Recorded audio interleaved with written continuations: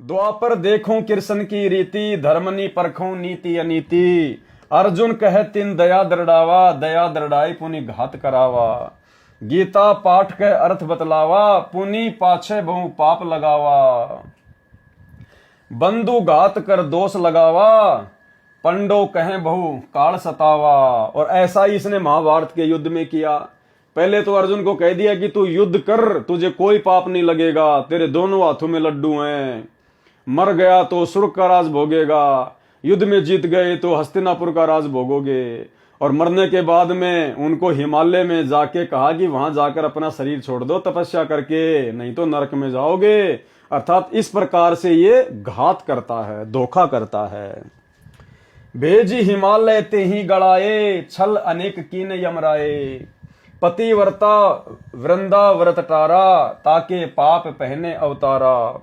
बलिते सोछल कीन बहुता, पुण्य नसाए कीन अगजूता। इसी प्रकार इसने राजा बलि के साथ में भी धोखा किया। छल बुद्धि दीने ताही पताला, कोई न लखे परपंची काला। इस काल के परपंच को कोई नहीं समझ सकता सतगुरु की शरण बिना। 52 स्वरूप होए प्रथम दिखाए, पृथ्वी लीन पुणे सवती कराए। सवस्ती कराई तबे प्रकटाना, दीर्घ रूप देखी बलि भय माना। तीनी पग तीनों पुर भयहू, आधा पाव नपदान न दीहूं। देहूं पुराय नप आधा पाऊं, तो नहीं तो पुण्य प्रभाव नसाऊं। तेही कारण पीठ जग दीन्या, अंधा जीव छल प्रगट न चीन्या। तबले पीठ नपै तेही दीन्या, हरि ले ताही पता ले कीन्या। ये छल जीव देख नहीं चीन्या, कहे मुक्ति हरि हमको कीन्या। और हरिश्चंद्र का सुन लेखा, धर्मदास चित करो विवेका। सौरक के धोखे नरक के जाही, जीव अचेत यम छल चीने नाही। पांडव सम की कृष्ण को प्यारे, सोले नरक में डारे। अब भाई और बहनों देखो, बहुत सारी जो चौपाइयां हैं, जो वाणियां हैं, जो शब्द हैं, क्योंकि भाई परमात्मा तो परमात्मा है। अब परमेश्वर के विचारों को, परमेश्वर के शब्दों को भला आप और हमारे जैसे 2 कोटि के जीव ज्यों का त्यों थोड़ा ना समझ सकते हैं। तो दास ने परमात्मा से अर्ज की थी, जब कबीर सागर के सरलार्थ के ऊपर वीडियो बनाना शुरू किया, तो दास ने परमात्मा से अर्ज की, आंखों में आंसू भर के गुरुदेव भगवान से दास ने प्रार्थना की थी कि हे गुरुदेव भगवान, यदि आप उचित समझें परमात्मा, यदि आपकी मेहर हो जाए तो परमात्मा कुछ एक वाणियां, कुछ एक चौपाइयां परमेश्वर दास को समझ में नहीं आती हैं। परमात्मा यदि आप दया बख्श दें मेरे मालिक, तो परमात्मा आपकी अच्छे से महिमा हो जाएगी। बाकी हमारा कोई मान बढ़ाई का चक्कर नहीं है। आप जी अंतर्यामी हो, जानी जान हो परमात्मा, आपसे कुछ भी छुपा हुआ नहीं है। तो पूज्य गुरुदेव भगवान ने दास से कहा, कहने का मतलब है कि दास को परमात्मा ने अंदर से प्रेरणा की और दास के अंदर परमात्मा ने विचार दिए कि भाई अगर सारी वाणियां अगर तेरे समझ में आने लग गई और यदि तू अच्छी प्रकार से हर वाणियों का खुलासा करने लग गया, तो बेटा बाकी जो तेरे भगत भाई बहन है ना, वो भी तेरी तरह 2 कोटि के जीव हैं। ठीक है, तेरे मन में किसी प्रकार का कोई छल कपट नहीं है, कोई मान बढ़ाई की चाहत नहीं है, तू कोई पब्लिसिटी के लिए सब कुछ नहीं करता है, अपने आत्म कल्याण के लिए करता है और मेरी गैर हाजिरी में अपना शिष्य धर्म निभाते हुए सब कुछ कर रहा है। लेकिन बेटा तेरी तरह जो तेरे अन्य जो भगत भाई बहन हैं, सबको तो समान रूप से सदगुरु की पहचान नहीं होती ना, सबको तो नाम लेते ही इतना ज्ञान नहीं होता ना। बेटा वो आत्माएं वो तेरे ऊपर अनजाने में आस्था ना कर बैठे, इसलिए तेरे को केवल मैंने उतनी ही बुद्धि बख्शी है, तेरे को केवल मैंने उतना ही काम चलाऊ ज्ञान दिया है कि मेरे हिसार जेल से बाहर आने तक तू भी भक्ति मार्ग पर रुका रहे और अन्य भगत भाई बहनों के हृदय में भी गुरु भक्ति के प्रति आस्था बनी रहे। तो मैं तेरे को इतनी बुद्धि दूंगा जितनी मैं उचित समझूंगा, जितनी आवश्यक है।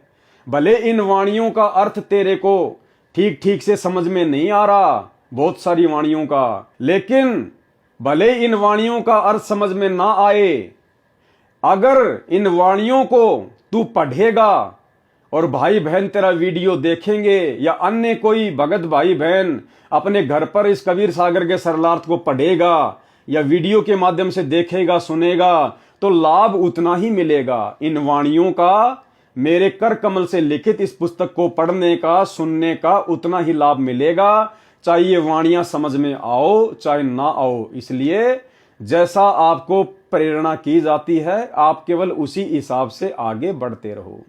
तो भाई और बहनों, बहुत सारी जो वाणियां हैं, जो चौपाइयां हैं, दास को भी ठीक प्रकार से उनका ज्ञान नहीं है, इसलिए दास आपको उनका अर्थ नहीं बता पाएगा। क्योंकि मेरा मकसद कोई मान बढ़ाई नहीं है कि मैं आपको झूठ सूच में उनका उल्टा सीधा व्याख्या करके बता दूं। भाई मैं परमात्मा का दोषी हो जाता हूं। इसलिए भले हमारे को अर्थ समझ में आए ना आए, जितना आ रहा है परमात्मा के आशीर्वाद से आप और हमारे लिए उतना ही आवश्यक है। जितनी खुराक की हमें आवश्यकता होगी परमात्मा उतनी खुराक खिलाएंगे। तो भाई और बहनों, ये परमेश्वर जी की दया है, परमेश्वर की मेहर है, जो परमात्मा ने इस नीच को, इस तुच्छ दो कोड़ी के जीव को इस लायक तो समझा, इस लायक तो परमात्मा ने बनाया कि परमेश्वर ने भाई बहनों के बीच में साथ संगति के लिए खड़ा कर दिया। और जितनी परमेश्वर दया करेंगे उतनी खुराक हम खाएंगे। ज्यादा खुराक खा लेंगे तो भी पेट में दर्द हो जाएगा, नहीं पचा पाएंगे। इसलिए परमेश्वर जो काम करता है वो अपने हिसाब से करता है। तो जैसी परमेश्वर की दया होगी दास उसी हिसाब से परमेश्वर के कर कमलों से लिखित इस पवित्र ग्रंथ को पढ़ता रहेगा। जहां जहां मालिक दया करेंगे अर्थ समझाता रहेगा। अन्यथा जब हम आगे बढ़ेंगे इसी कबीर सागर के सरलार्थ में, तो फिर परमात्मा ने वाणियों का नीचे सीधे शब्दों में सरलार्थ भी किया हुआ है। तो हम परमेश्वर के ही द्वारा किए गए सरलार्थ को अच्छे से समझते चले जाएंगे। और इसके अलावा भाई और बहनों, इस पवित्र कबीर सागर के सरलार्थ में आगे जब हम बढ़ेंगे 3-4 वीडियो के आगे, तो परमेश्वर ने बहुत ही गहरे गहरे रहस्य, बहुत सारी शंकाएं जो हो सकता अभी भी भाई बहनों को सतगुरुदेव भगवान के प्रति मन में हो सकती हैं, उनके परमात्मा होने के विषय में, या उन्होंने शादी क्यों की, उन्होंने बेटा बेटी क्यों पैदा किए, बहुत सारी बातें, इन सभी बातों का खुलासा परमाणु के साथ आगे इसी कबीर सागर के सरलार्थ में वीडियो के माध्यम से होगा। तो आगे क्या कहा फिर परमात्मा ने, ज्ञान प्रकाश पेज नंबर 25, यति सती त्यागी भय हूं सब कह गाल बिगुचन लय हूं।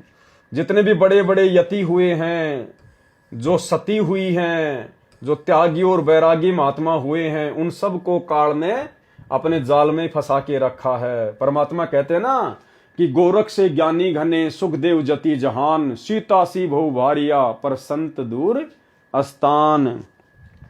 सो बैकुंठ चाहत नर प्राणी ये यम छल बिरले पहचानी। जस जो कर्म करे संसारा, जो संसार में जैसा कर्म करेगा तस भुगते 84 धारा।